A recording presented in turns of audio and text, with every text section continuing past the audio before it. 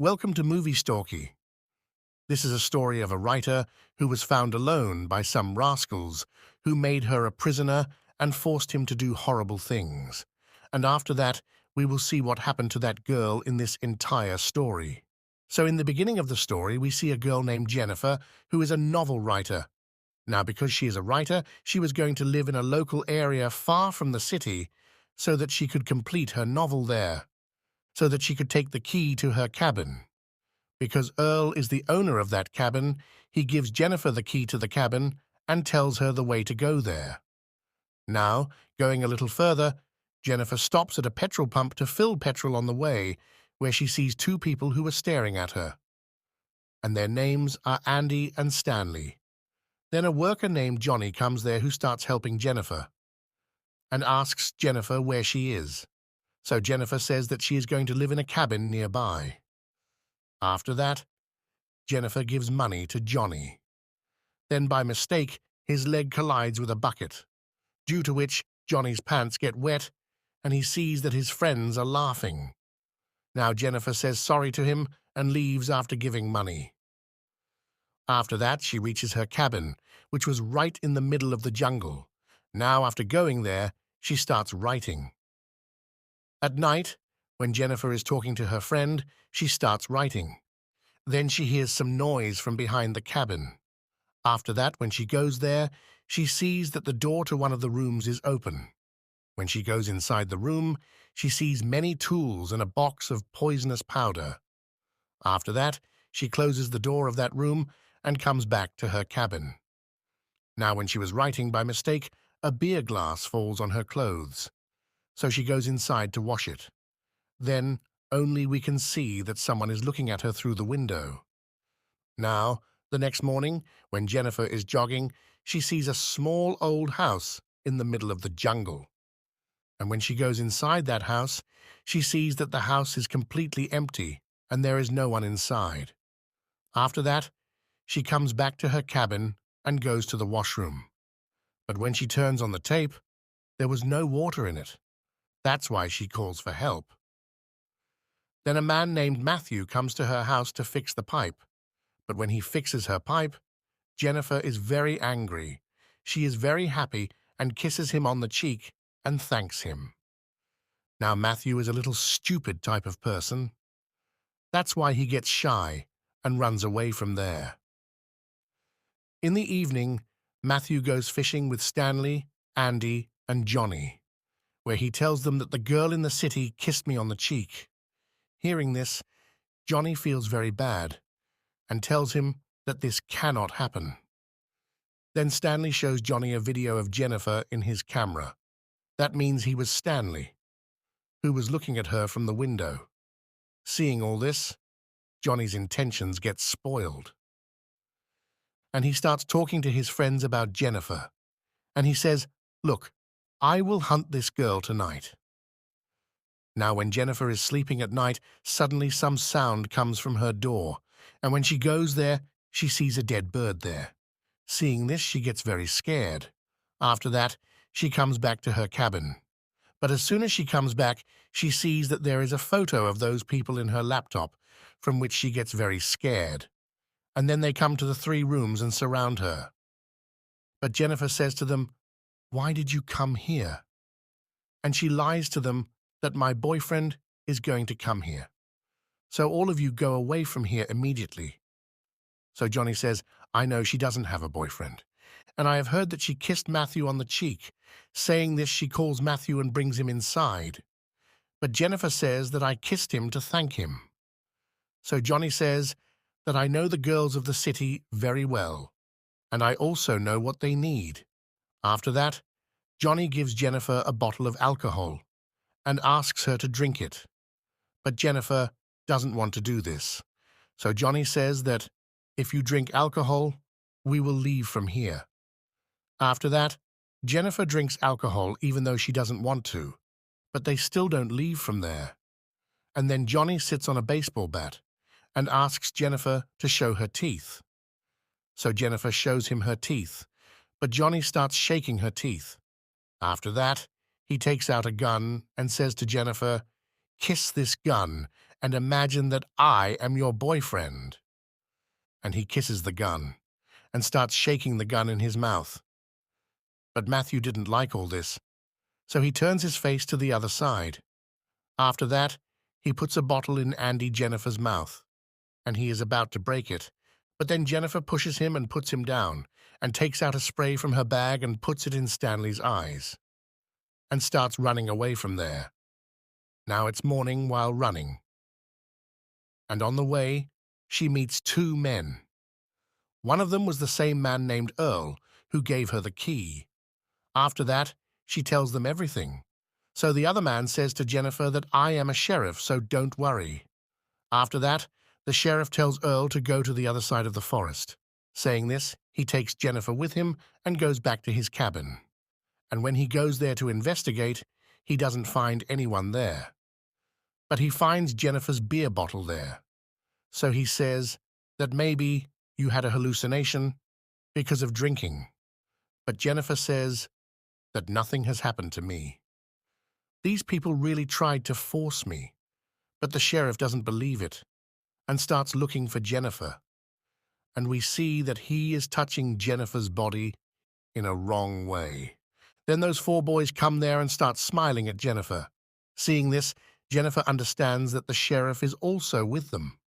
After that, the sheriff also starts treating Jennifer badly and starts beating her, and says that now you are going to have a very bad time. After that, Johnny catches Jennifer. Then Matthew starts taking off his clothes. After that, they forcefully tear Jennifer's clothes and lie her down and tell Matthew to enjoy it with her. After that, Matthew starts doing dirty things with Jennifer, which makes Jennifer very hurt. And she starts screaming. Then the sheriff's daughter, Angel, calls from her house, on which her daughter says that she should come home early today, on which the sheriff promises her daughter that she will come home early today. After that, those people leave Jennifer and leave. Now, after they leave, Jennifer somehow gets up and starts leaving the house without clothes. But after going a little further, the five of them come back to her and surround her, because even now, they still didn't feel like it. After that, they again hold her and lay her on the ground. And Andy starts dipping Jennifer's face in water. And this time, the sheriff takes off his clothes and starts forcefully beating Jennifer. Jennifer screams with pain. But those villains, one by one, start fighting with her, and when they feel like it, they leave her. After that, Jennifer somehow gets up and starts leaving the house. And after suffering so much torture, she had completely gone mad. Then when she reaches a bridge, the five of them come back to kill her. But then Jennifer jumps into the water. After that, when the five of them look into the water, they don't see Jennifer anywhere. That's why they wait for hours for her to come up on her body. But Jennifer's body doesn't come up. The sheriff sees this and says, "You have to keep an eye on Jennifer. If she runs away from here, we can all be in trouble." Then he burns all of Jennifer's things so that there is no evidence left.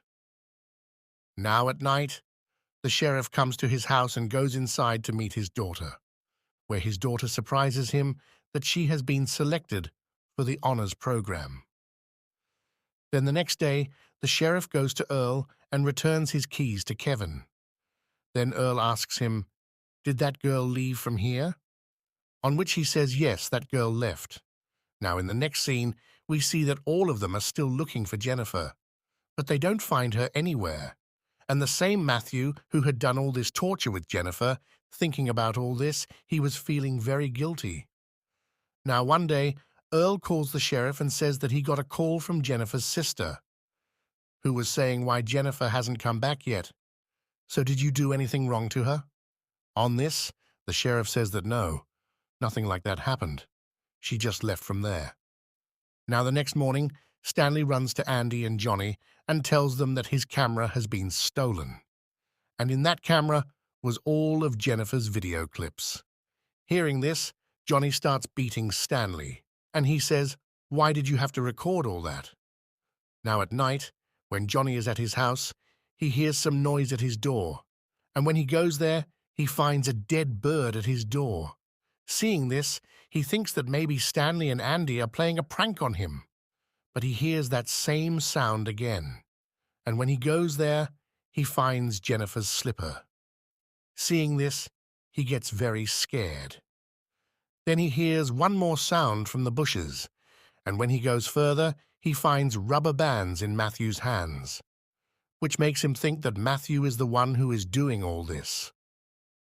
Now the next day, we see the sheriff coming to his house, where his wife gives him a gift and tells him that someone has sent this for you, which also has a cassette inside. Now when the sheriff takes the cassette in his hand and sees it, he gets very scared and goes to those boys, where he starts beating Stanley. And he says, "Why did you have to record that video?" Then Johnny says, "Last night someone troubled me too, and I know that Matthew is doing all this because he feels guilty about Jennifer's death. That's why he wants to scare us." Then the sheriff asks him to find Matthew and bring him here. And he goes to Earl himself and shoots him and kills him, because Earl also had doubts about him. Here Matthew was feeling guilty sitting outside of Jennifer's house. Then he hears Jennifer's voice, from which he goes upstairs, and in front of him, Jennifer was sitting on a sofa. Then she calls him to her and says, "I know that you are feeling guilty." Then Matthew starts apologizing to Jennifer and says, "I didn't do this on purpose." But Jennifer puts a rope around his neck and starts pulling him, which makes Matthew unconscious. There, Andy and Stanley are looking for Matthew. And while looking for him, Andy goes inside an empty house, where he sees a bed, and Jennifer comes in front of Stanley. And when he goes to kill him, his leg gets trapped in a trap, and he starts shouting and calling Andy. And when Andy comes there, Jennifer attacks Andy from behind, and then she hits Stanley on the head, and he goes unconscious. Now when Andy wakes up, he finds himself lying on a bathtub with the help of wood, and she starts making a video of him feeding him rats. And she puts a fishing hook on his eyebrow and ties that thread to the tree so that he can't blink. Then she goes to Andy. That is, Jennifer is killing both of them at the same time, and both are around. Now Jennifer comes to Andy, but Andy starts apologizing to her. Then Jennifer says to him, "I also knelt down in front of you like this, but you didn't hear a word from me, and everyone took advantage of me." Then she goes to Stanley, and she rips a fish's stomach open, takes out its flesh, and puts it in Stanley's eyes. After that, she goes to Andy and mixes a fine powder in his water, and she takes out a piece of wood from underneath it. And Andy goes into that water, and his face burns. Here, some birds come to Stanley and start eating the flesh in his eyes, and at the same time, they also take out his eyes, so that in a very bad way, he also dies, and in this way she kills both of them. After that, Jennifer goes to the petrol pump, where she attacks Johnny and kidnaps him. After that, when Johnny's eyes open, he finds himself tied to clothes, and he is surprised to see Jennifer in front of him.